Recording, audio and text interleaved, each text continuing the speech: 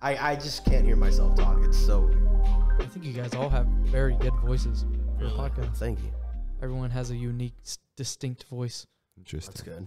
Dude, I've never heard my voice on camera or like recorded, so it sounds. I don't even know how it sounds. You know how it sounds different? You're So lying. Really? I really don't. You're know. gonna. There's no you're gonna way. learn Dude, today. it's a mind fuck. You're There's like, no whoa, way. is that how I really talk? All right, Andrew. Well, last time you were over, you were telling us about this crazy story about your life.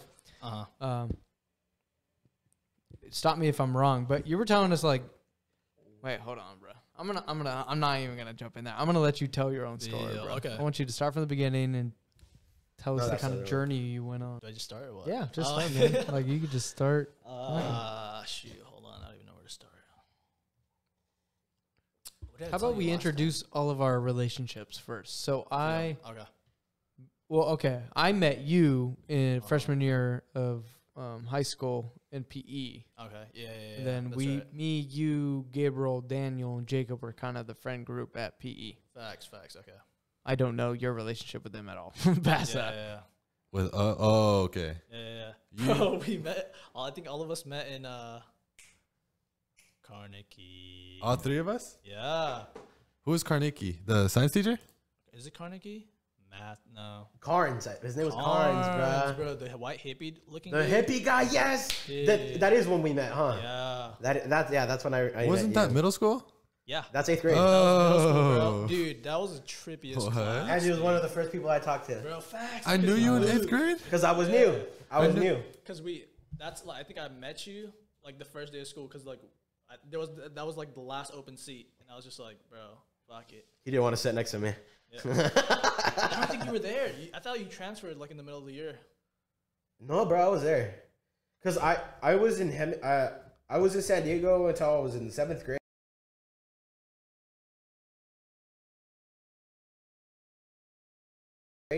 I moved over, went to fucking that shitty ass middle school in San Jacinto, Monte Vista. Yeah. And I did not like anybody there. Like the vibe was not good. I didn't know anybody. And because I got there in the middle of the semester of my 7th grade. Yeah. And then, that's when I met Jesse. So I met Jesse the first because I played football for the Saints because Daniel told me to go play, remember? Yep. And then because he said it was a good football team. We were terrible. We won one game on a forfeit. We won one game and a forfeit, bro. We were that bad. Anyways, that's where I met Jesse for the first time. That's where I met Christian Jesse or religious Jesse. Fuck Yes. you. Had the Jesus shirts on. I did. When Jesse was saved. When Jesse was actually going to go to heaven. You remember those days? Oh, shoot. When he had a chance. Oh, now he's fucked. Sorry, Jesse. I'm done for. But yeah. So then, since we played football and then everybody there went to Rancho, that's when I moved.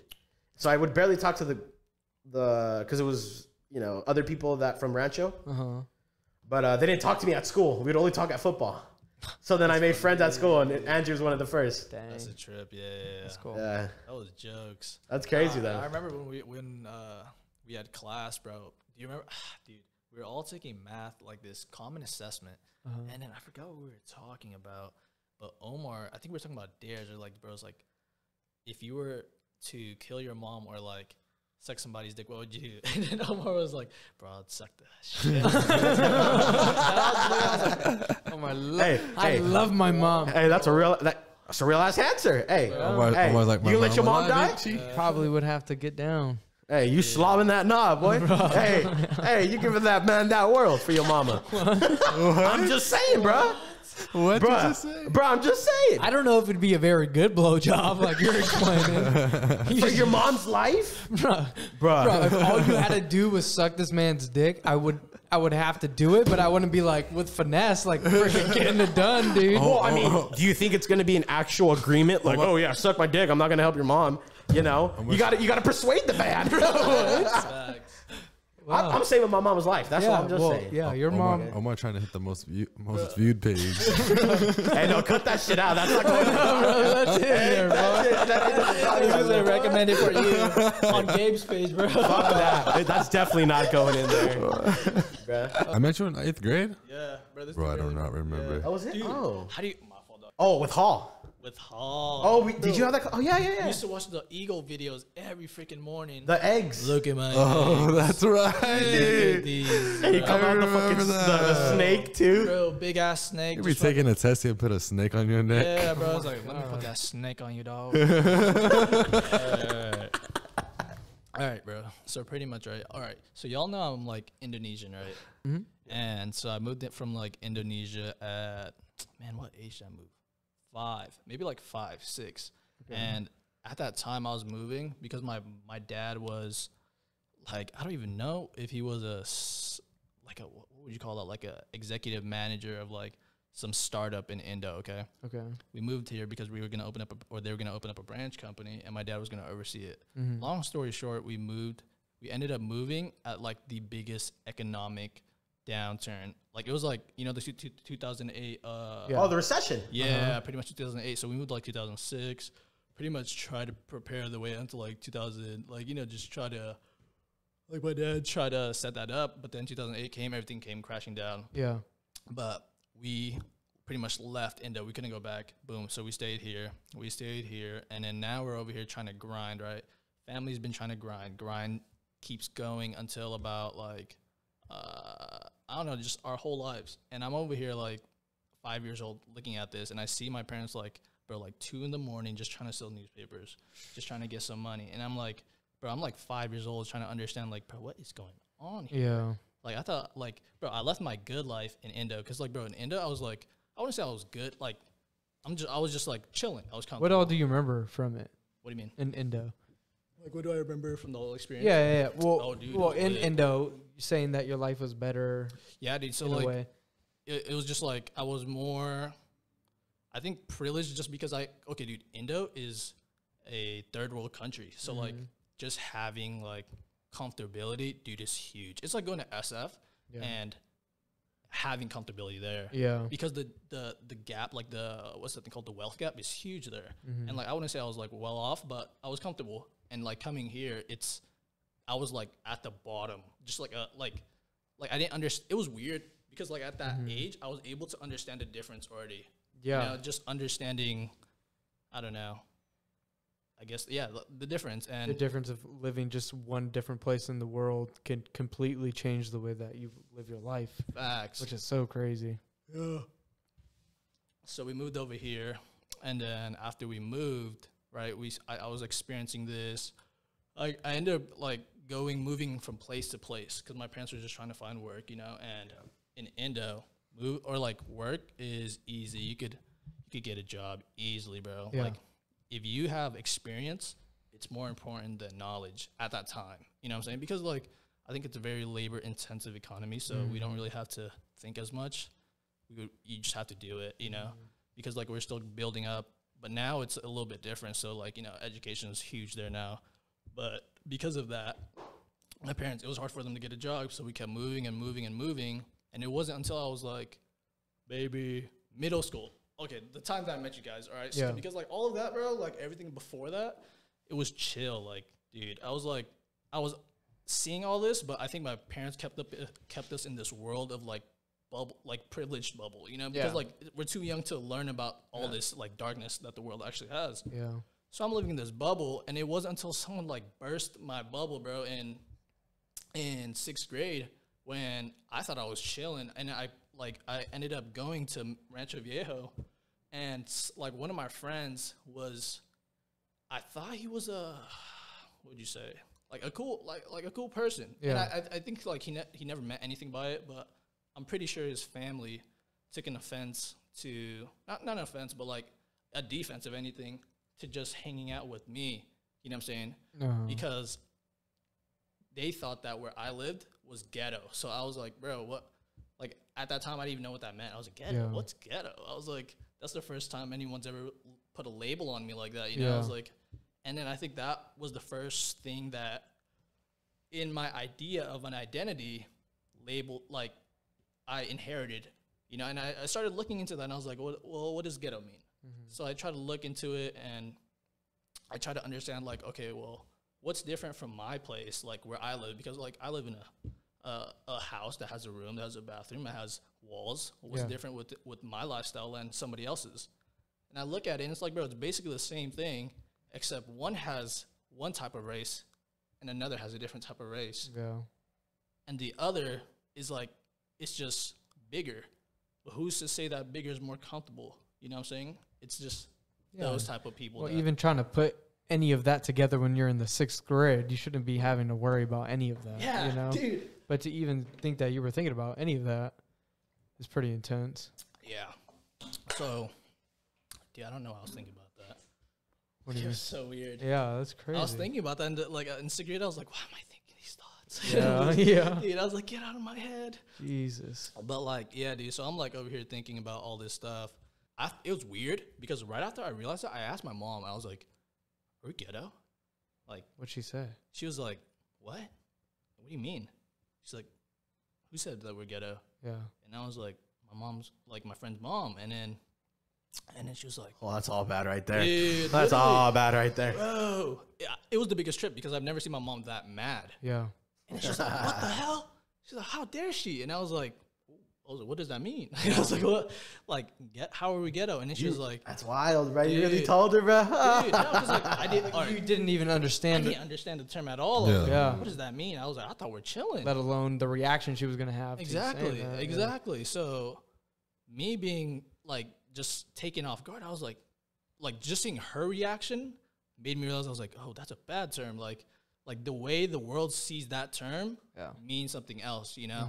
And like, bro, we have in Indo, there's a word like that's the translation of it, and it's called like gembel. And like gembel, bro, it's not even like ghetto. Like it's the equivalent, like the translation, but it's not equivalent because like when you think of ghetto, you think of gembel, and gembel is like dirty, bro. Like when you're a gembel, dude, it's like you're pawn scum, bro. Yeah. And I think that's what my mom realized, and that's what I realized. She was like, bro, ghetto means gembel, and she told me what it means. And I was like, damn. Bro, I was like, wait, what? What? Yeah. I was like, people really look at us like that? I was like, what the? And I'm over here like 6th grade, like, bro, what the hell is going on? And then it wasn't until, I think, bro, it's a trip because I look back at it and I'm thinking like, bro, maybe that's why at that time, just my idea of myself and like my identity was just like, all right, bro, I think one, I'm already like below everybody else, but two, everybody else thinks they're better than me. You know what I'm saying? And it's like, and then that's when it was weird. Like, I think that's when, you guys know what cynicism is, right? Like a cynic. So like a cynic means like, bro, it's this type of person that thinks that everybody else is not out for them, but everybody else is for their own. Like they only care about themselves. Yeah. And everybody has it out for you type of thing, you know? So I think that's when I became a cynic, bro. Yeah. And I was just like, bro, forget everybody, bro. Like F everybody. That's crazy. What grade were you in? 7th grade. So it was weird because like I was friends with a lot of people. Yeah. But like at the end of the day, I didn't trust nobody, bro. Like, and like it's weird because like once I realized we were ghetto, bro, I looked at the like environment around me, bro. It was bad. Like I looked around, I was like, bro, what the hell? It was like, dude, like the wool just got replaced over my eye, and I'm just looking at everything. I'm like, bro, this is actually a scary place to be. Like and like my parents were working so long that I would have to wait until school was done to even get a ride. And if I can't get a ride home, I'll walk home in the middle of the night, dog. Just walk home, and I'm looking at everything. I'm like, fuck. I'll never forget, bro. Let me just describe the scenario. So I'm walking home with my brother. A cop car like zooms past me, windows wide open. The cop like through the little radio, like a code gets called.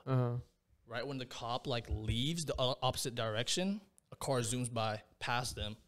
3 other cops are just chasing him.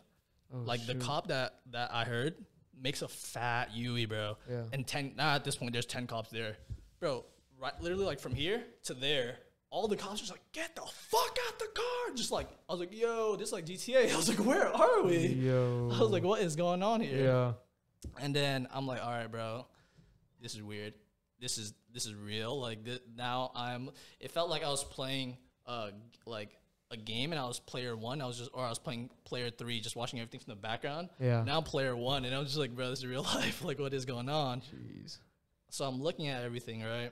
At this point, that's when I realized that just having money was a huge problem, bro. Like, my parents, it was weird because, like, I think you could label that house as affordable. You know what I'm saying? For the normal person. But, like, for us, it was still hard to just make ends meet. And it wasn't until 7th grade that my parents, like, just dropped a bomb on me and was, like, told me and my brothers, like, yeah, dude, like, I don't know if we're even going to be able to stay in this house, let alone just, like, afford it. You know what I'm saying? So, bro, we were, like, late on rent for, like, a couple months. Yeah. Just waiting to be evicted. But it was weird because, like, we never got evicted, you know? And then my parents are, like, huge, like, believers, bro. Like, they're, like, they believe in God so much that it struck me as weird that they believed in God. And I couldn't understand it. And at that point, I was starting to go to church, okay? I started going to church, and I was like, all right, cool. Like, if I go to church, maybe God will provide in a way. You know what I'm saying? Because I didn't see it. And, bro, it was crazy because we were, like, struggling for, like, from 7th grade to 8th grade. We were, like, just barely making ends meet. And at one point, bro, we literally had no food for, like, 2 or 3 days. And my grandma would literally, like, clutch up and just be like, boom, I'm on the way. Out of nowhere. She'll just call us for those days. Because we told her, like, a week earlier. That we're like, dude, like, my dad was budgeting. He was like, I don't know if we were going to have food. And she would just clutch up and somehow get us food. And, like, bro, luckily, like, we would have food. It was weird. I've never had an empty stomach, but I know it was because my parents didn't eat. You know what I'm saying? And that was like a weird thing because I was like, yo, like, why are we hungry if God loves us so much? You know what I'm saying? Like, this doesn't make sense. So I was like, all right, bro, this is weird. I'm just gonna see what goes on. Yeah. So I started living, like, life, like, trying to understand who God is, but at the same time, I'm like, bro, look at what's going on here. Let's face reality, bro. Like, I don't even, like, at this point, bro, I had a huge skeptic mind because I was like, bro, the reality of a loving God that lets us suffer like this, bro, when my parents had faith like that, is just disgusting. For sure. You know? And it was just horrible. And I was just like, bro, this is, like, I don't know. Like, how does that even make sense? Especially for somebody at a young age to try to put that together. It's like, there's no logic there at all. Yeah. Definitely. But at the same time, like, I'm going to church every day, or not every day, like, every Sunday, you know, and I'm hearing all this stuff about, like, this wonderful God that's so amazing that saves everybody's lives, but maybe can't save mine, you know? So I'm over here, like, just looking into, like, okay, well, what if there's other forms of God? Like, what if there's other different religions that could help me solve this understanding of suffering? So I started looking into other religions, not like, you know, practicing, but definitely reading up on a lot. So then I started looking, and, like, a lot of it's always saying the same thing, like, bro, like, if you start doing this, maybe this outcome will happen. Or, like, if you believe in this type of God, maybe this will happen. And, bro, the more I read, the more I just got confused. And I was like, what is this? I'm like, bro, at this point, everybody can just sell you a book and tell you salvation is real, you know? So I'm looking into all this stuff, and I'm like, bro, this thing's, maybe this ain't for me. Maybe just faith isn't for me. Yeah. So I start, all right, yeah. So now at this point, I'm in high school, bro. I'm in high school, and, like, I kind of get this sort of holistic understanding of who the Christian God is. So, like, I'm, like, knowledgeable in it, but I don't believe it, right? Yeah. At that point, and then freshman year hits.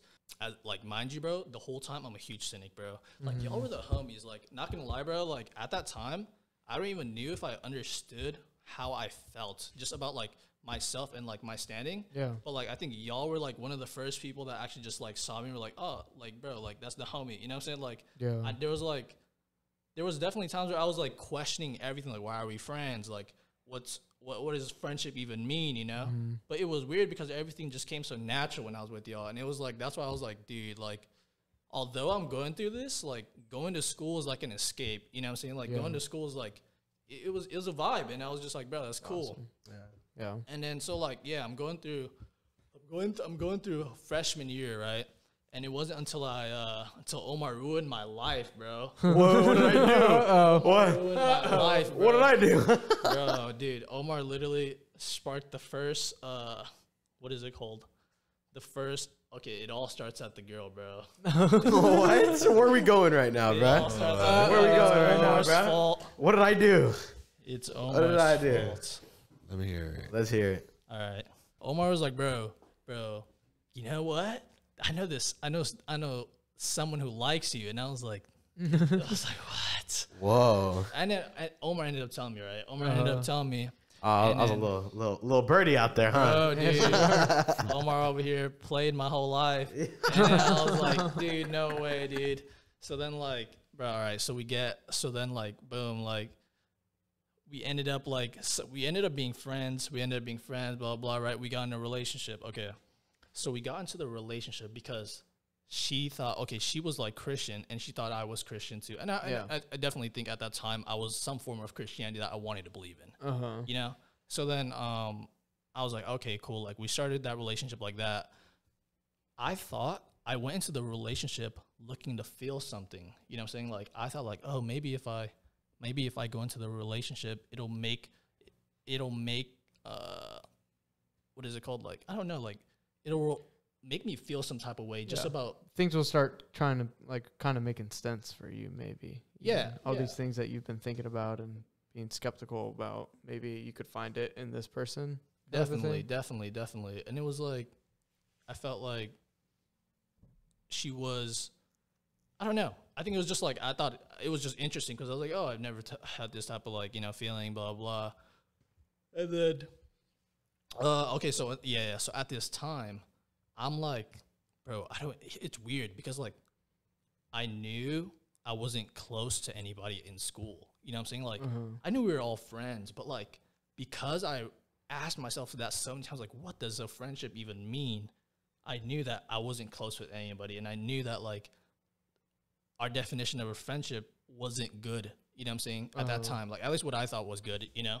Yeah. So I was just like, yo, I just need to be with somebody that can be with me or like be close to me, you know, like someone that I could like not show, but like let into my inner circle. Yeah. So then, of course I got into the relationship, but I was still empty inside. Like I didn't want to label as depression because like, I don't know what depression means. Like, I don't know, like, how would you like not chronically, scientifically, like, you know, well, depression isn't based loosely on anything really. Exactly. Kind of just, but the, you know, what they define it is like, you know, a feeling of a loneliness, emptiness, but that doesn't mean it has to be only that, you know? It's just anything that, you know, you're like, you're not normal in a sense, you know? Not saying that, you know, obviously people with depression are not normal because it is normal. A lot of people deal with it, but just saying it's that sense of non-normalcy, you know? You don't feel like you're in tune with everybody else, you know? Okay. Yeah. You kind of get what I'm saying? Yeah, definitely. So like, yeah. Because I felt that. Now that you've gone more that way, yeah, I felt that before. Same, it was around high school, probably like sophomore, junior, to the end of senior year.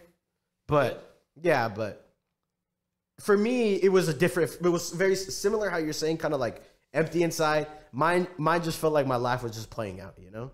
But I didn't really see anything. Like it was like a constant tape, you know? Yeah, just, like, exactly. Playing, and it's just like, oh, what's new today?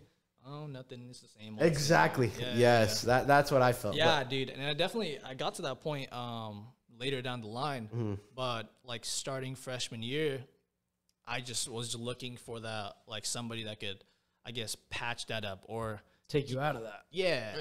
And like just give me like a little sense of, like happiness, I guess. You know what I'm saying? And so I try to look for that in her just to escape like the reality of the situation at home or just the reality of where I stand. And I look, and we start, you know, having this relationship, everything is cool.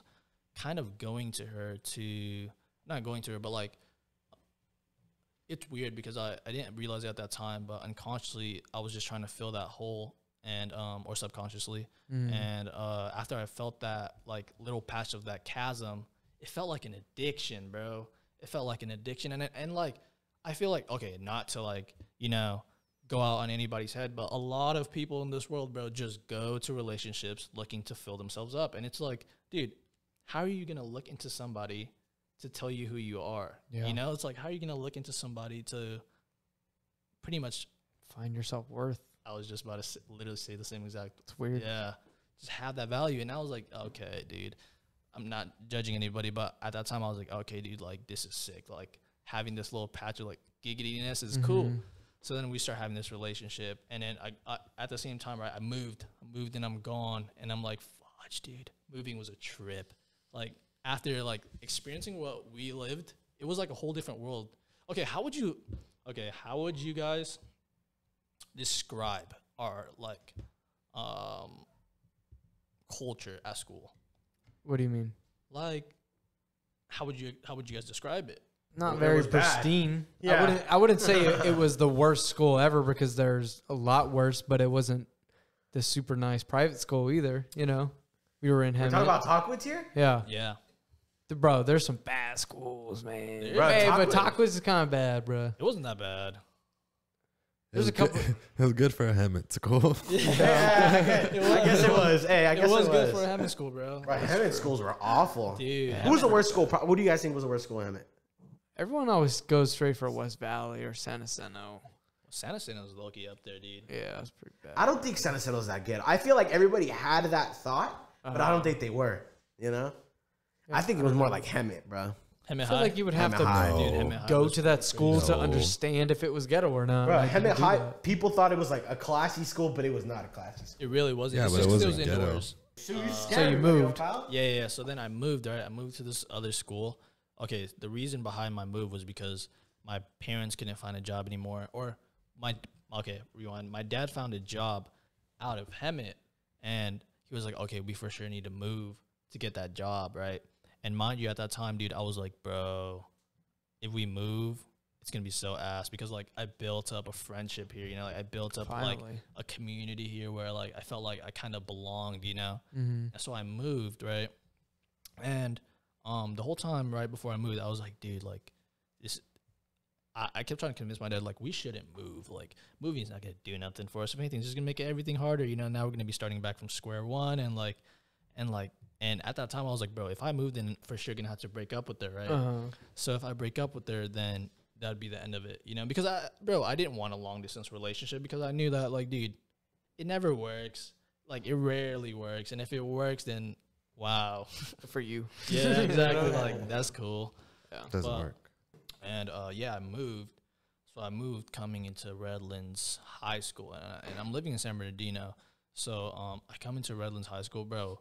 All right, so Redlands High School is I wouldn't say it's the opposite of Hemet, because Hemet, which I think I agree with what you guys said, like the subculture of Hemet was very chill. It was like there was no pressure of being who you were, like someone other than yourself, you know? 100%. But in Redlands, bro, dude, it's like, Nothing about it. it's the exact stereotypical depiction of a high school in the movies. There was like this like social high ground that were pawn scum at the bottom. There was people that watch anime, which is like The cool kids. Yeah, that was the cool kids. The cool kids. And then I didn't know where I fit in that. You know what I'm saying? Because like, bro, I grew up freaking Asian. Like, I was supposed to be good at studying. So then, like, I was, like, somewhat smart. But then, at the same time, all the smart kids were clean, like, quote, unquote. You know, like, they were all proper. And I was like, where the hell do I fit in this? And, like, bro, right after we moved, mind you that this girl was the only thing that was giving me this patch of sanity/happiness. And after we moved, I haven't seen her for so long. Yeah. So I'm over here just running on empty. I'm like over here like, dude, like now I feel that cat. Now I'm just engulfed in that darkness. And I'm over here like, dude, what is going on? Like, where can I chase my next like source? You know what I'm saying? I couldn't chase it for a while, dude. I come there, and when we get there, my dad tries to catch this. My dad somehow tells us, yeah, remember that job? I actually lost that job. So guess what? Oh my God. Now we're in a house, and we can't pay for the house. We went from an apartment to a house that we can't even pay for. And I'm like, what the hell? Same old. I'm like, bro, now it's a different scenario, because like now the bills are even higher. And then like even then, I was just like, bro, this is a trip. And I'm looking like now, like my parents like are on like high alert mode again. Yeah. And it's like, dude, like, I mean, like the whole time their faith has always been strong, but now it's like, okay, now like we're back at that ballpark. So they just started reminding me like, bro, like, you know, God got a plan, and he's gonna fix us, like he's gonna get us through this. And that's like, okay, now that transition from 7th grade to like sophomore year, my understanding of the world has for sure like been morphed, you know, into a lot of different things. Yeah. But now my understanding of God has also changed, right? So I started like, you know, over the years I started learning who God is, and I started realizing that like, dude, like I don't think God is real. I really don't think God is real. And if he was real, then he's for sure not for us. So like at the back of my mind, I'm already like throwing away the idea of God, but at the front of it, it's I want to believe in God, but there's not enough evidence. Yeah. So then I start like looking into what is it called? Just momentary pleasures, right? Momentary happiness. And for me, it was a whole lot of nothing from sophomore year until senior year. Okay, let me backtrack. Okay, so after that, after I do all this, or after I realize all this, now I'm going home, dude. It was like the craziest, like, I don't know what you would call that. What would you call that? When someone would go like manic, not manic, but just like episodes of, not like craziness, but it was like, it felt like I was going crazy. Explain why. Explain what was going on. Because I would like go to school and wear this mask of happiness, you know, but I'd go home and I just, bro, dude, it felt like I was crazy. I'm not gonna lie, bro. At that time, it felt like I was low key, like possessed at times, not like in a weird way, but it was just like, bro, like what actually took over me to have me feeling that type of way. But it was like, bro, I would literally go home and no one would be home and my parents would be like working, and I just go home, bro, and I just sit on my bed, just like staring into nothing, thinking about nothing, just like, bro, what? Like feeling nothing, bro. Feeling nothing. Just like, if darkness was a feeling, it'd be nothing. You know what I'm saying? That like I don't even know like how to explain that. And it was just like going into that whole void was so damaging, because when people would come into my life looking to like establish relationships, I'm already denying them the opportunity to even like, or I'm denying myself the opportunity to even feel some type of way, because I know if I let them in, then it's just gonna lead me down a bad road. You know what I'm saying? It's like false hope. Like if I let them into my life, then it just means they're gonna get gone at one point, you know? Like, and there's like, why would I want to do that to myself? So then I kind of just like distance my heart from anything and everybody. And I was just like, nah, bro, like literally closed off my heart. I closed off my heart and I couldn't feel, bro. Dude, it was a trip. Like, have you ever felt that? Like, not feeling? You know what I'm saying? Like, you can't feel nothing. It's like you're numb. Like, you're numb, but like you have no emotions at all. You know what I'm saying? And it's like every time you try to have an emotion, it's like, at least what I thought, it's like, what would it be like to have this type of emotion? Let me try to replicate that. Let me try to act that out. You know? Yeah. Yeah, dude. It's heavy. Like, I don't know how, and like, dude, I'm not gonna lie, I feel like at times, dude, it's weird, because there was like, throughout this time, there was this, or like throughout my life, I realized, even to this day, there's moments where I don't know how to react to things. You know what I'm saying? Like, there's moments where I don't know how I'm supposed to feel, and I try to think like, is this how I'm supposed to feel? Like, or if someone says something like, oh, how am I supposed to react to this? Yeah. You know, and I try to like reconstruct that part of my brain to like feel. Yeah. You know, like what kind of an emotional reaction am I supposed to have? Exactly, and it's just like just a normal everyday things, you know. But yeah, kind of like close off my heart from like everybody else. Yeah. So then I start going into, or like, yeah, I start seeing this girl again, right? And now we're like, every time we meet each other, bro, dude, it's all just about like on site, like going in. You know what I'm saying? And like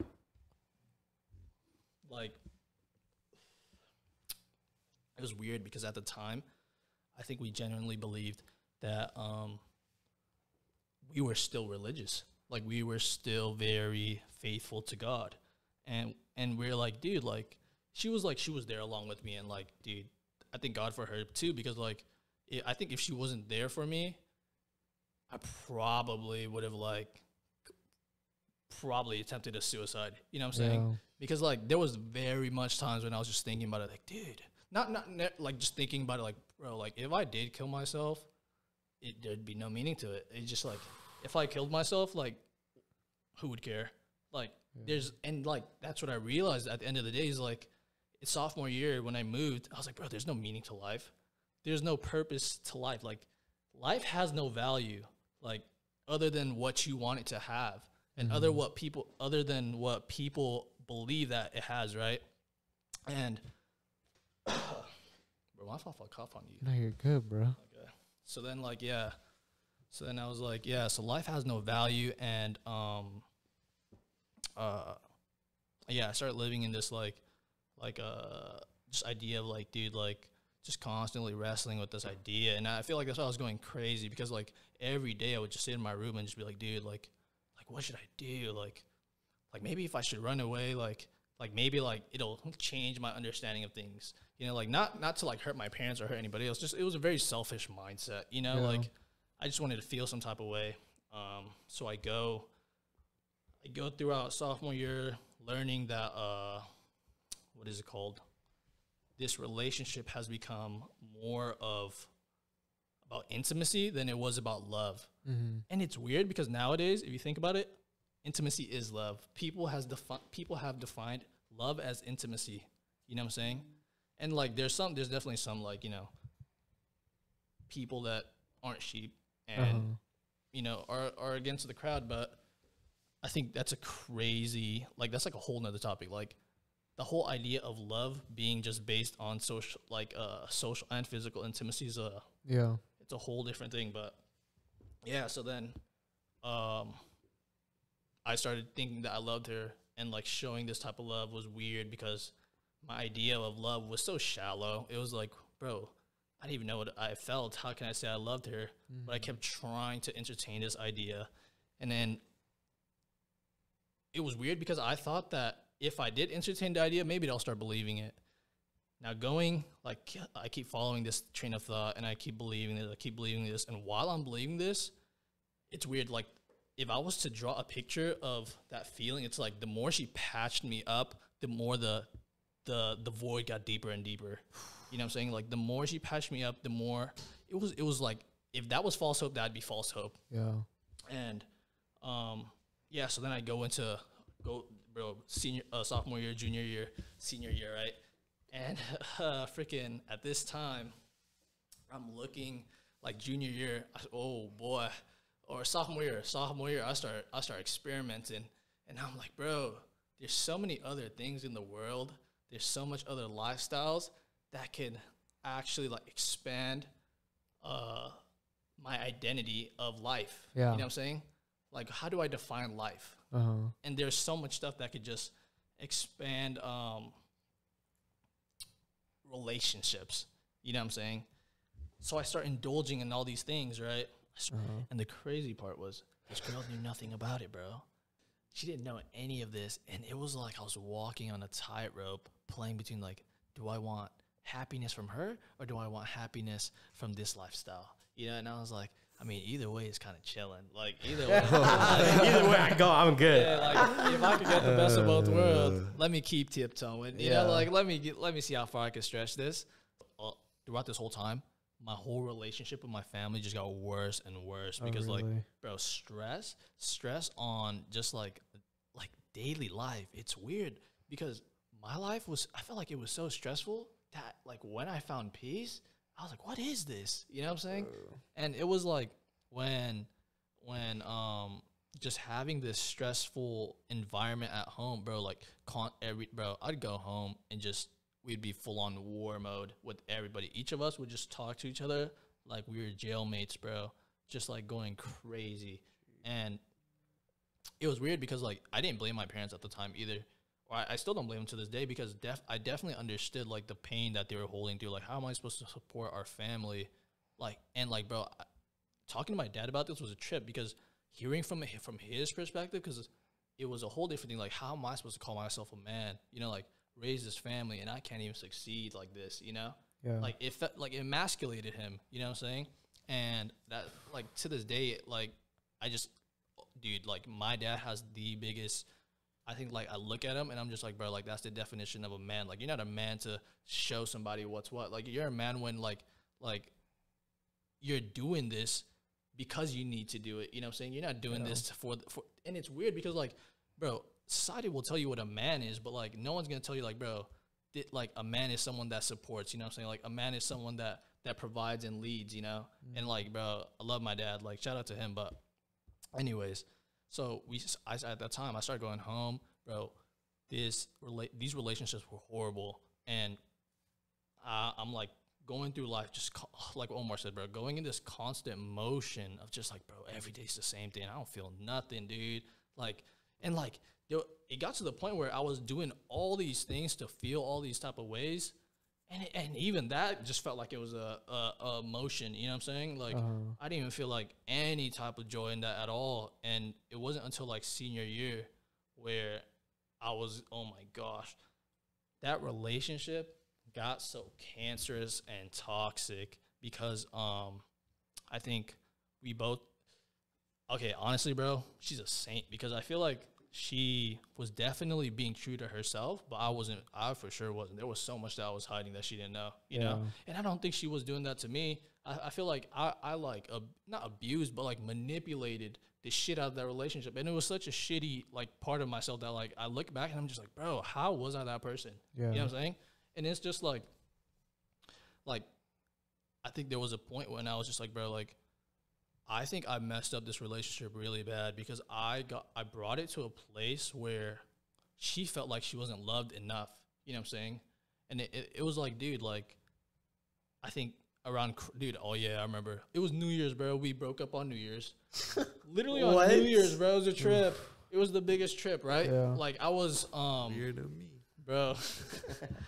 So then, yeah, we broke up on New Year's of senior year. So then I go into, I break up with her, and all of a sudden I'm feeling this. You were a New Year's resolution. Good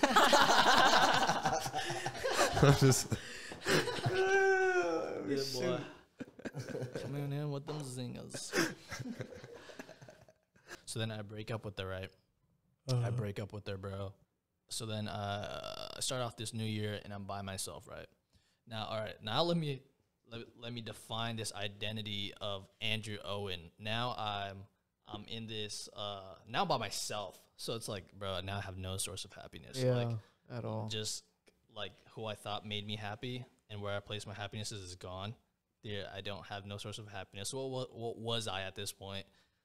I was not a mold, but like a candle that was like just burning, like, and then like, you know, at the end of it, like my wax is eventually just gonna run out, you know, and I'm over here just living life to the point that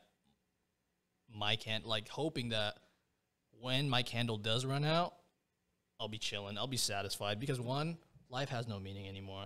The girl that I placed my value in is gone. So now there's completely 100% no value in my life. So now I'm just living, chasing for that feeling. Mind you, I still went home and just hated life. I literally hated life. I would go home and just sit there. Dude, it was so weird. I felt like I was like possessed, like, what's it called?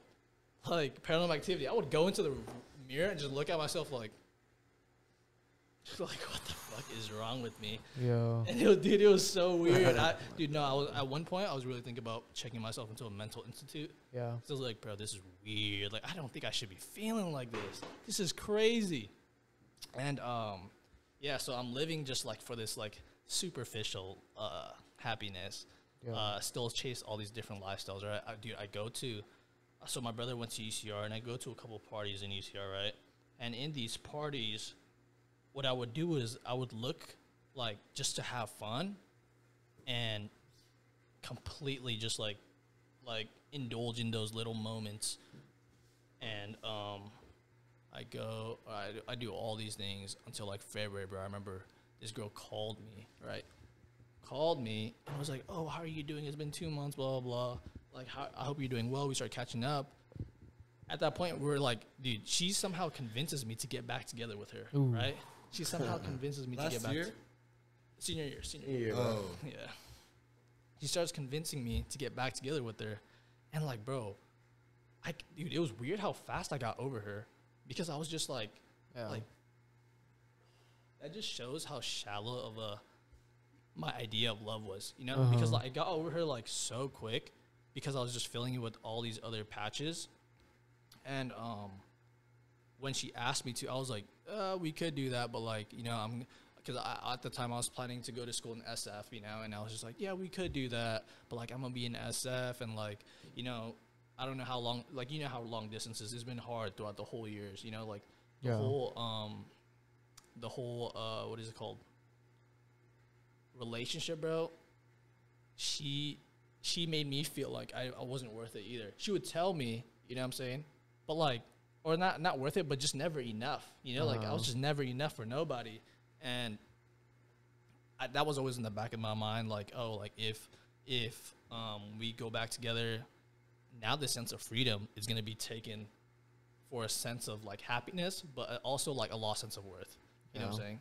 And because, like, I was never enough. And I was just debating that. But then the last thing I told her, I actually opened up to her and told her, like, yo, yeah, but, like, I actually started, because she was against all these, like, partying and, like, all this stuff, right? She's like, yeah, but I told her, I was like, yeah, but I actually started partying, and I started going with, like, my older brother to all these different places. And she's like, oh, for real? Like, that's what you're doing now? And I was like, yeah, like, not, and I told her, like, not too much, you know, just not overindulging, but, you know, just having a good time. And then she's like, oh, okay. She's like, yeah, I don't really care. Like, I don't really care about all that. Like, you know, I just want to get back together. And I'm like, bet, like, let's do it. I'm like, if you're on board, I'm on board too, you know? Yeah. And then, boom, like, and I'm like, dude, like, this is so sick, bro. Now, like, maybe she does love me. Maybe I could have this future with her that we've always talked about, right? Yeah. I go into, or we start going through our days, bro. Thursday comes, and all of a sudden, I get this text is like, bro, she didn't even call me. She just texted me. She's like, yo, like, you know, I was thinking about what you said, and I think you're right. Like, I don't know if this long distance is gonna work. Dang. And I'm just like, a week? bro, what? Dude, and I was like, what? She said, sweet. What? And then she, like, pulled the rug right under my feet, and I was like, what are you talking about? And she told me the reasons why, right? And it was like, I guess, okay, she capped about it at the time, but she told me after that it was because of the way I was living. You know what I'm saying? Because, like, mind you, bro, she kept thinking that I was just, like, super Christian that just believes in God 24/7, you know? But at that time, bro, like, my faith was so low. Like, I didn't even care. Like, I was just, like, it was crazy. Yeah. Just living in this facade. And she was like, yeah, I just, you know, I just don't think it's going to work out. And then, bro, that's when now the chasm is wide. Now that darkness is deep, it's wide, it's a valley, it's a mountain. Bro, it's like the ocean, like, just endless. And now I'm just like, all right, dude, this is amazing. Just feeling like a piece of shit, you know, like, and I'm like, all right, dude, let's move on. Let me just go to SF and see what I can find. Yeah. Bro, I go to SF. For school, right? For school, exactly. I go to SF. And when I go to SF, bro, dude, I was so selfish. I was like, dude, I could just go to any school and I could afford it, you know? Like, I'm not even going to check the pricing. Bro, I go to SF. I literally on my first day of orientation, I open the book and it's like, bro, like, rough estimate is 17 grand per semester, like 17 grand, like, in all. Just like with housing, like everything, you know? And then I was like, what the hell? Like, I was like, bro, no, 17 grand's not even that much, bro. Like, but like, yeah, 17 grand for housing though is like, that's a shit ton in a year. You know what I'm saying? For just straight housing, and that's what it was. 17 grand for housing, and I was like, that was the biggest problem because like my parents, okay, financial aid covered. Talk a little closer. Financial aid covered. What is it called? My tuition. My tuition is not like, it's not expensive, but like my financial aid covered tuition, but we couldn't cover housing, and that's where everything started. Like right at that moment, bro, I told bro, I was so mad. Like there's so many pictures on my mom's Facebook of that day, and everyone's just happy, and I'm just like, no emotion whatsoever. Just like, bro, let's go home, bro. Let's get out of here. Just heated at the world, heated at reality, just heated at God. Because I was like, bro, this is ass. Like, this is so ass. And then we get back to the hotel. I'm mad the whole day. My parents look at me and they're like, what's wrong with you? Like, we just came up to SF to see you in high school, and you over here making a fit for no reason, you know? And I'm over here like, bro, what are you talking about? Like, you saw the prices. You're acting like we can afford this.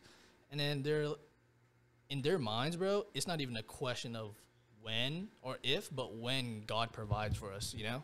And then they're like, just like, dude, it's all good. God's going to provide. And that's when I snapped, bro. I snapped. Like, I was like, what? I was like, what are you talking about? God? I was like, what are you talking about? God? Like, where's God been the whole life? Yeah. Where's God been our whole life? Like, we've been struggling. Like, I told him, like, your faith is so, like, crazy, because it's like, I've never seen God in my life working at all. And it, bro, I remember. What did they say to that? Bro, they're like, how dare you? They're like, bro, like, how get pissed, huh? Yeah, get pissed. They're like, how dare you say, like, it's like, bro, dude, it was all I'm gonna say is an awkward night, because I'm over here just sitting in my thoughts, like, God, like, bro, like, God, that's amazing. That's your parents up until this point thought that you were just as religious, or no? Did they see a decline in that? Dude, the crazy thing is I haven't talked to my parents about it at all. Like, really? This story, I don't think they know. They don't know any of it. Yeah,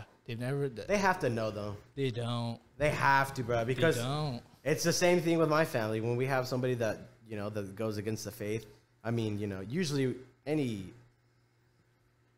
don't know how to explain it.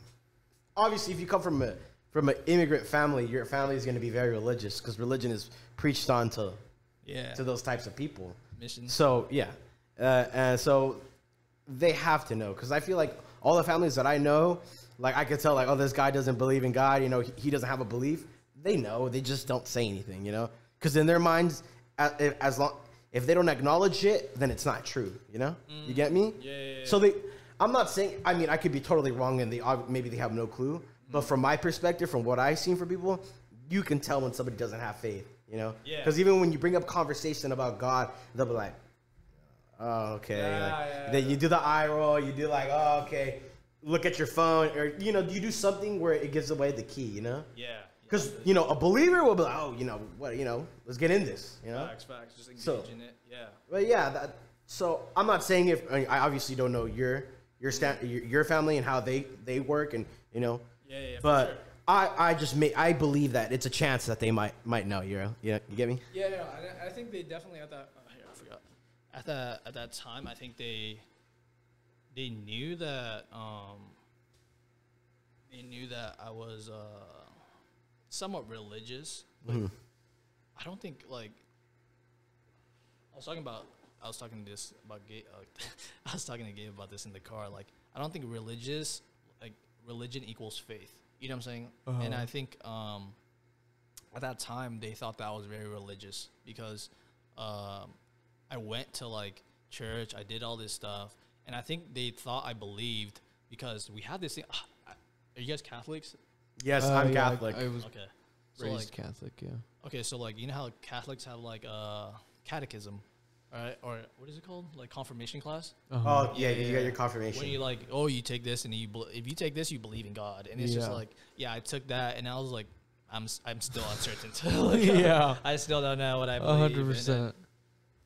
Yeah, and I think, like, at that time I still didn't know what I believed in, and after we had this discussion, I was just like, nah, bro, God ain't it. Like, I don't think God's real, you know.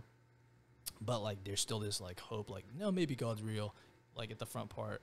So that's just from what's been instilled in you, though. Yeah, that's not your true feelings, bro. Right. I've had the same thoughts too.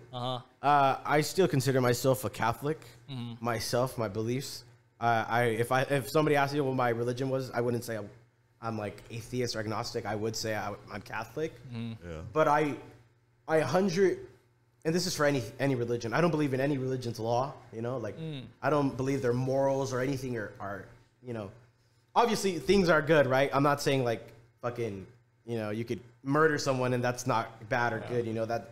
But I don't think people in the past that wrote something in a book, that preached something, is really like what we all have to abide by. You get me? Exactly. You know, like as long as it's not immoral or hurtful, I think anything could be free range. You know.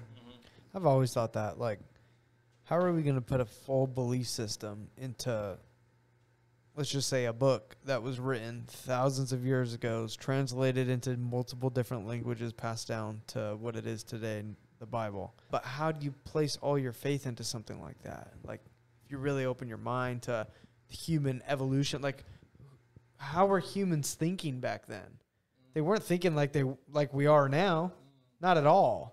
Well, yeah, it's a whole different lifestyle that they had. Yeah. You know, And the language that they had. Like life was different. Life was about survival and you know, like to be able to basically live. Yeah. Now we get to have things that we enjoy now, you know? Like, I mean, yeah, we all struggle, but we still get small glimpses of good, at least in our lives. Yeah, I'm speaking for people here. In America. In America. Obviously, third world countries, it's totally different, man. Yeah. I've gone to Mexico several times, and you see these people living in the colonias that like of TJ and Tecate. These people are living like you would think in like savages, you know, like if you ever seen Mad Max, you know how like they have houses built out of like doors, scrap metals, like leftover car doors and stuff. That's how people live in Mexico, like that, bro. They live in those houses with tape over them, bro. So it's like it's crazy how life is differentiated like that, you know? Facts. No, definitely. And it's like, I think I was so like absorbed in this like just momentary pleasures that I denied like the existence of God. And it wasn't, I was like borderline atheist at this point. Yeah. And the last straw, I'm pretty sure the last straw was I went to SF for a family vacation, bro, right? And this was before you went out there for college? After, okay. After, yeah. So after that, I go to SF for a family vacation, and I'm bringing I brought all my laptop. I brought my laptop. I brought like my camera, my friend's camera, and bro, these things were like the only thing I've had that was of like physical value, you know, like monetary value. And I was like, yo, like this, and like I was really into photography too. And bro, I didn't even know, bro. I went to SF, and that shit got jacked, bro. Literally got jacked, like.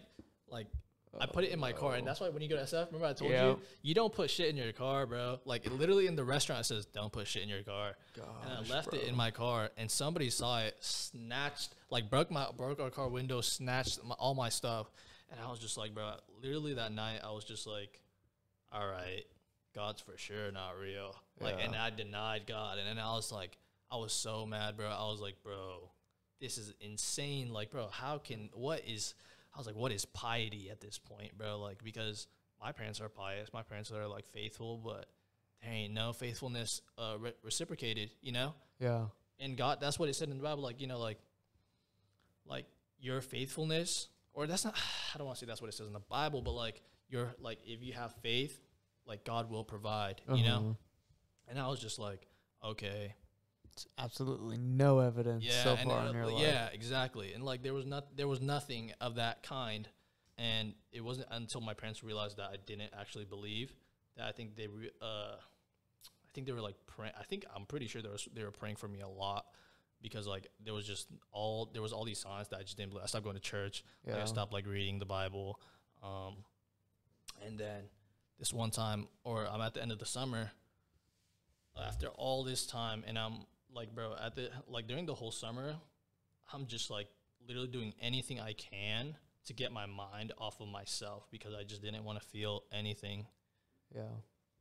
And I'm at the end of the summer, and I get this news from my parents, like, yo, we've been like praying, we've been looking, and we found a house for you that we could actually afford. And I was like, nah, no way, because like that was the biggest problem. Like, I wasn't even gonna go to college. I wasn't even gonna get an education, because we didn't have any money.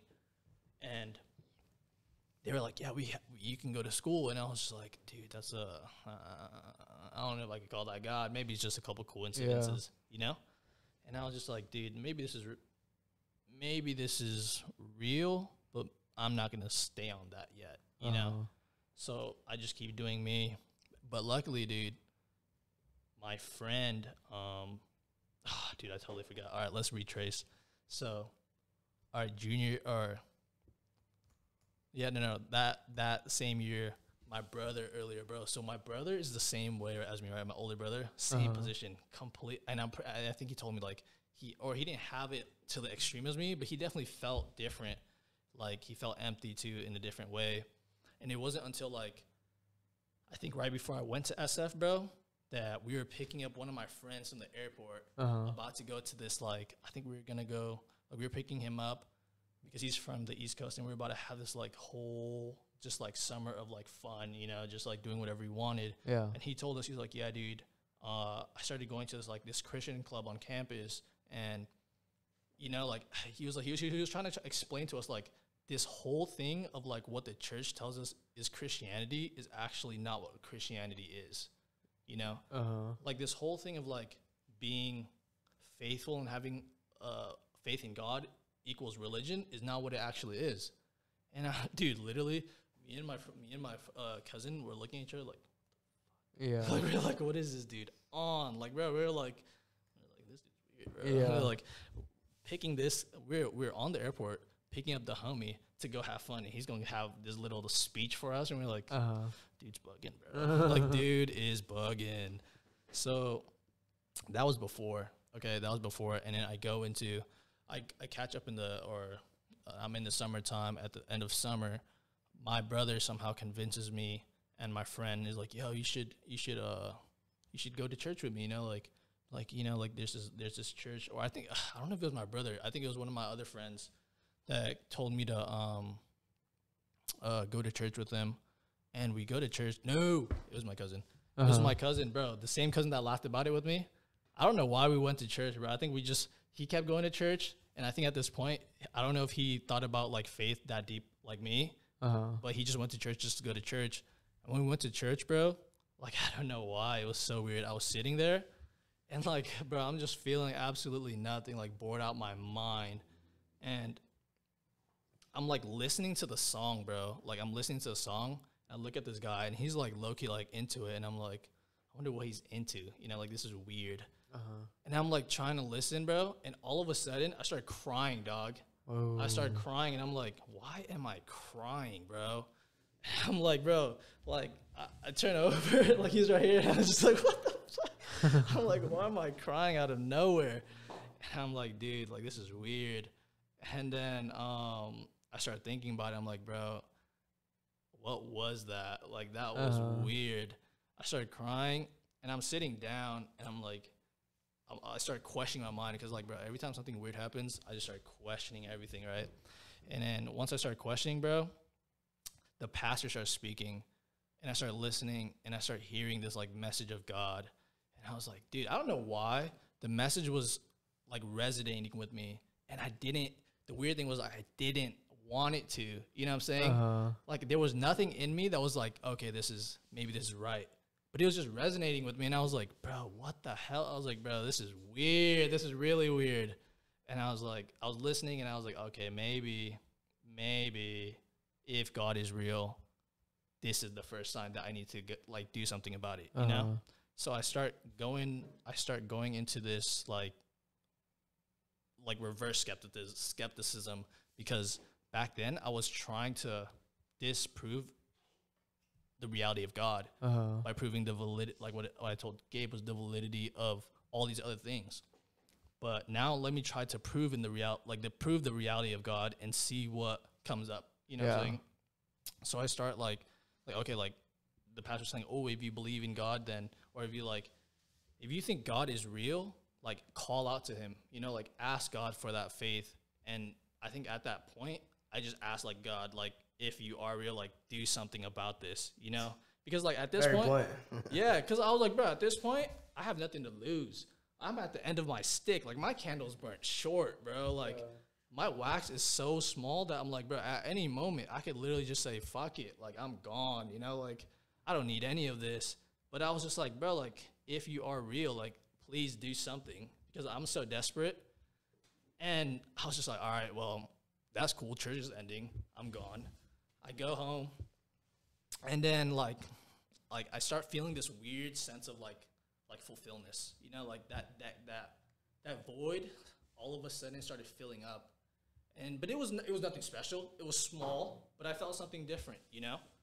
And I go home the next day. I was like, okay, well, the pastor said I should talk to God. Let me try talking to God. Let me actually try to pray with the intention of wanting to hear. You know what I'm saying? With the intention of wanting to, like, do anything else besides doing it for everyone else, you know? Yeah. So I tried, and I was like, okay, cool, like, it actually works. That day it worked, and I was like, okay, maybe this is real. So I started doing it for like 2 weeks, bro. I started talking to God every day. I'm reading this, like, the Bible every day. And at that point, my life changed. Like, my life was like, dude, like if the void was just getting filler and filler, it was because of that. You know what I'm saying? And I said filler. That's not even a word. Is that a word? Filler. Do it matter if it's a word or not? All good. Yeah. All good. It was getting fuller and fuller. And I think it was because of that, right? But mind you, that was 2 weeks before college started. And now I'm in college, bro. And I was like, dude, like, if God's real, that's cool. And I think God is real, but I still want to have fun, you know? Like, I still want to Yes, sir. Yes, sir. Hey, So I was like, hey, bro. you got your values right there. So I was like, I mean, I think God's real, but I low-key want to go in. So then, Yes, sir. I was like, bro, like, all right, let me just. Like Christian on a weekday, baby. That's a fun fact, bro. That was for sure my mentality. Yeah. Christian during the week. That's a fun fact. And it was like, dude, I was like, bro, and when I came up to SF, boom, that switch came off. I'm like, bro, now I'm like fun Andrew. I was like, goodbye missionary Andrew, like, or goodbye like religious Andrew. I'm fun Andrew now. So I started living this. I started going in, and I'm like, bro, dude, college is amazing. Like, I know, like, at this point, bro, I'm so confident in being, like, just like my own like sociable skills, because I've been through so like just constant parties with my brother, you know, like in senior. So I knew how I was experienced, you know. So I'm like super confident about going to college, blah blah blah. And when I'm in college, right, I start meeting these friend groups that are that was what I thought I wanted. I go or like I hang out with these people, and we do all these sorts of stuff that was just so momentarily great, you know. Like, and I was like, yo, maybe these groups are friends. Like, it was weird because I thought when you meet a group of people in college, they're supposed to be like your homies, you know. And like when I look at my brother, like, it's sick because his first group, or I don't know about his first group of friends, they're still like close. But now it's like every time he has a group of friends, bro, he always has like some real ass homies up in there, you know. Yeah. And I thought that too. I thought like, yo, maybe if these people are like the day ones that are gonna like shape my life, shape my future, blah blah blah. So then, like, I kicked it with them, and I'm doing all these different things. And what is it called, dude? Oh yeah, all right, yeah. So I'm doing all these different things, but in the back of my mind, now I believe in God. So now I'm able to just like have fun and have like a small sense of guilt. You know, it wasn't that bad. I start kicking it with these people more and more and more until we start becoming quote unquote close, right? Yeah. And it wasn't until I realized that everything around this friend group was just based on money. It was based on money, and what's a trip is I never had any. Yeah. Yeah. Like, I was like, why am I friends with them? Like, everybody, all they do is just like everything around it rotate around money. Like, if we wanted to have fun, we would have to have money. Like, if we wanted to just talk about anything, it was always like to flex how rich they are. What the heck? And I was like, this is so weird. I was like, why did I not realize this before? Yeah. And I think, like, you have to believe this is probably because I was not sober the whole time. Yeah. You know, I was like I was so faded every single day. Yeah. And I was just like, bro, like, I didn't realize how like crappy these people are. I ended up becoming super depressed because I realized that these people weren't the people that I thought was supposed to be in my life, right? And now I'm at this point of not caring about friendships anymore. Now I'm by myself completely because now I don't have anyone from home. I don't have anyone from here. I don't have anyone. I'm alone in SF, and I start going crazy. Yeah, bro. And I started going crazy, bro. Like, I'm literally so depressed. I was just walking around town, just like, oh my gosh, what the hell is wrong with me, bro? Like, literally, like this emptiness that was like filled up is all gone. Now I'm at bro, my candle's burnt. Like, literally, my candle is burnt. There's nothing to save me anymore. And I was just ready to call it, bro. And bro, I don't know how it happened, bro. But somewhere in the back of my mind, I remembered, like, remember that time when you believed in God for like 2 weeks?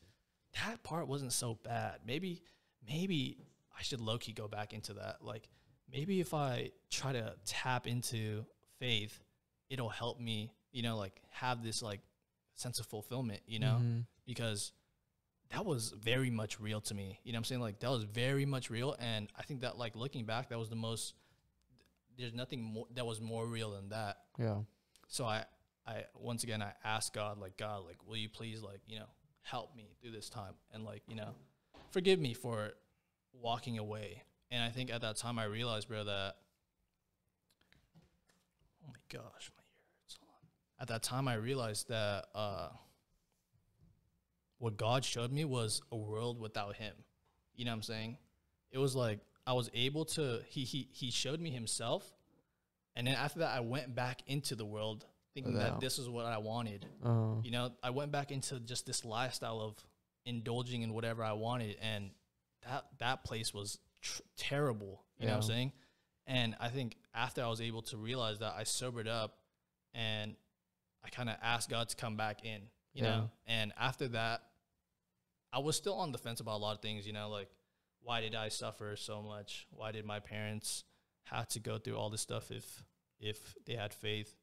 And it wasn't until I went to church, like, for the first time that I realized all of these things, bro, were made to just push me. You know what I'm saying? Like, and then, like, it said in the Bible, like, oh, like, perseverance builds character, and character builds, like, I don't know.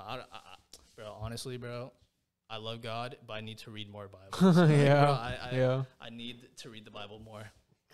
But yeah, dude, like, and I realized that all this stuff was because, like, all this stuff that happened in my life was because God was trying to show me that, bro, okay, this is a trip.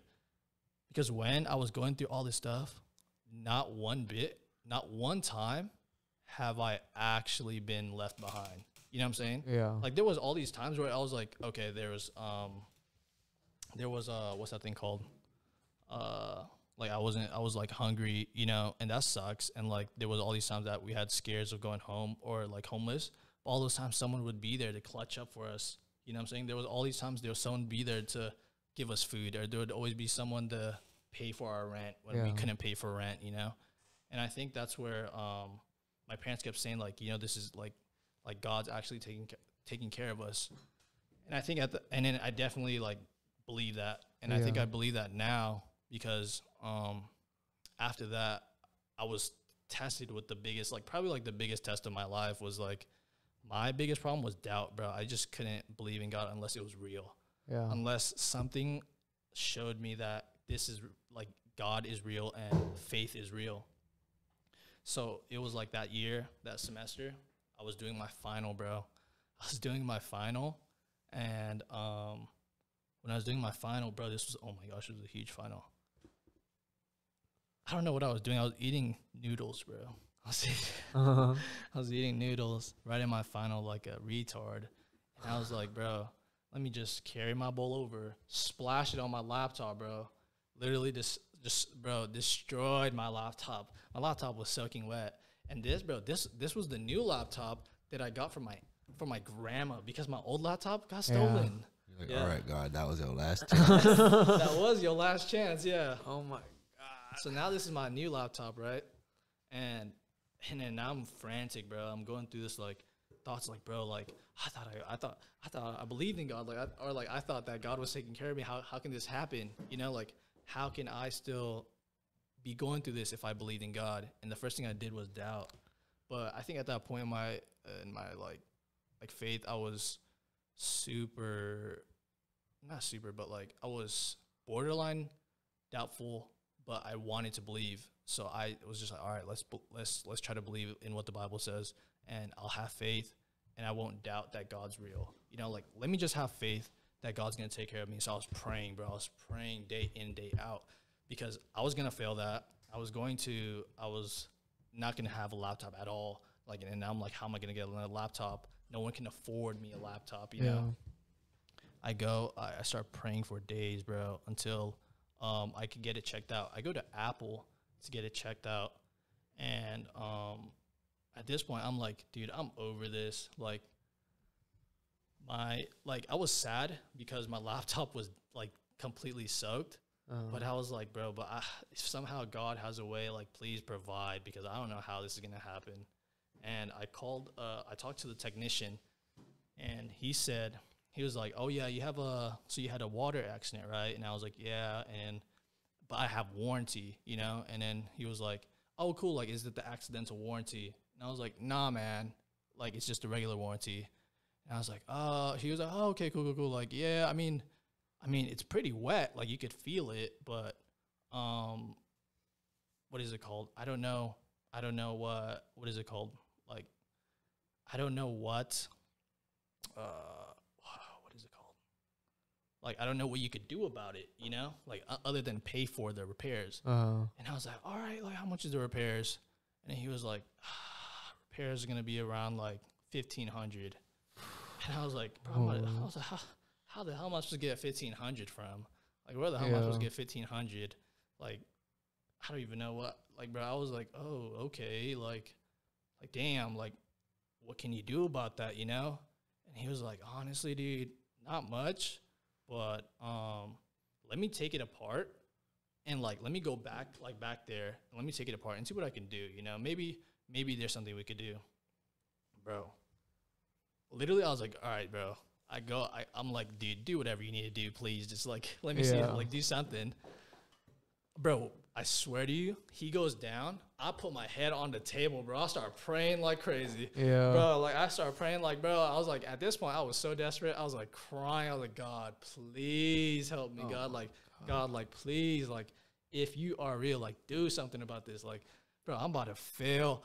Like, bro, I can't afford to just like, you know, waste that class, waste this like whole thing and that computer. I'm like, God, please do something. Just constantly praying, bro. Bro comes back bewildered, bro. Literally bewildered. And he's like, that's mad weird. And I was like, what are you talking about? He's like, bro, it's not wet at all. I was like, you're capping. I was like, bro. What? I was like, you're capping. I was like, bro, there's no way. What are you talking about? And I was like, bro. He's like, I'm as lost as you, dog. And I was like, what are you talking about, bro? So the underneath the computer wasn't damaged at all? It wasn't damaged, bro. Dude, it was not damaged at all. And I was tripping out. And I was like, bro, bro, I'm tripping out my mind now. He's like, yeah, dude, same. And then I was like, so what does that mean? And he was like, well, that means your warranty covers it. And I was like, Jesus, what the hell? And I was like, what do you mean? You just said it didn't cover it. And I was like, yeah, but there's no water. So that means it's just not turning on. And if it's not turning on, that means we could just send it back with the warranty. Oh, that's tight. And I was like, what? I was like, what are you talking? I was like, okay. I was like, okay. Pick which color you want. Yeah, and I was like, okay then. And then, dude, literally right after that, I was just like, all right, man, you have a good day. And he's like, yeah, we'll call you, we'll send, and you can come pick it up. Bro, I go outside. I'm literally stoked. Like, I go outside, and I'm just jumping in joy. I'm like, bro, God's real, bro. Yeah. Like, I think God actually is real, because I've never felt like the one thing I was asking for was evidence, and he showed me the evidence. You know, like, the one thing I was asking for was right in front of my eyes, and there was nothing else I could deny, you know, that God was real. And that's when I was like, all right, bro, I think I need to place my whole life in God. And like after that, bro, I literally turned back and was just like, nah, like I can't just sit here and not like. Huh? Yeah, I was just like, bro, I can't just sit here and act like this did not just happen. So I call everybody. I call everybody. Dude, literally call like all my friends and family, and they're like back home, and I'm like, bro, like I think God's real, blah blah. And then but dude, it doesn't stop there, you know. Like I feel like after that it just got harder, because now it's like, now that I believe in God, how do I live that out and live in a way that abides in that, you know? And I think that's like, now that's like the biggest problem, or not the biggest problem, but like the biggest issue of just being human, is just being constantly tempted, you know? And I think that's, yeah, bro, honestly, that's where I'm at right now. Yeah, like there's, I mean, a lot of stuff happened, but it's just like now now the way I live my life is more just like, or now that I live my life, now the way I live my life is based on God, because like he gave me, bro, when I believed in God, he gave me the sense of identity that I long for. You know what I'm saying? He gave me the one thing that I wanted the most, and that was value. You know what I'm saying? Like, and I after, bro, it was weird because I never wanted to believe in something that was hopeless. You know what I'm saying? A false sense of hope. But yeah, dude, I think that was really crazy, because I've never felt peace like that, and that chasm, that void was finally gone. That's awesome. Yeah, and now now I'm just trying to live that out, you know, and it's harder. Like, I'm not gonna sit here and tell you, like, bro, I'm a freaking saint, you know, like, like, bro, like, who is? Yeah, like literally, bro. Who is a saint? And I feel like that's the biggest problem with Christians these days, is that they try to tell you, like, bro, you have to do this to become religious. Like, this is like, bro, like, what are you talking about, bro? Like, do you not know that we're all just human? You know what I'm saying? Like at the end of the day, bro. The same exact people who are telling you to do that are doing the complete opposite. Exactly. 1,000%. Dude, and it's like, it's so hard, and it's like that's the 1% of people that are just talking the most. You know? It's like, bro, why are you just talking? Just live it out, you know? Exactly. Like, if you're about what you say, then just live it. And I think that, yeah, bro, I could just go on and on for days for that, but it's like another discussion. That's pretty much my whole life. Yeah, man. Yeah, well, thanks for sharing. That was, definitely very strong and powerful. Thanks for coming on, Andrew. Thank you, Andrew. Really appreciate it, Andrew. man. Seriously. Yeah, thanks for having me, guys. Yeah. All right, guys. Thanks for watching. Later.